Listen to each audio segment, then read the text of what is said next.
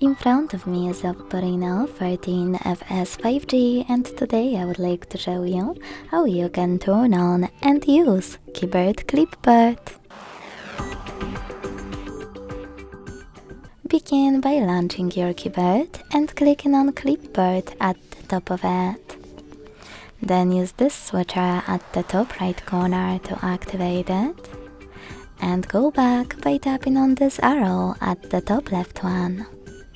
Now you need to copy or cut any text, and to paste it right away, click on it at the top of your keyboard. To paste it later on, click on Clipboard and tap on your text over here.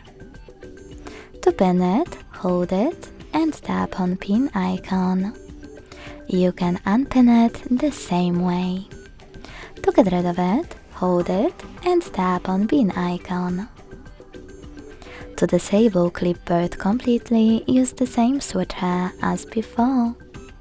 Thanks so much for watching. If you enjoyed this video, leave a like, comment and subscribe. Bye!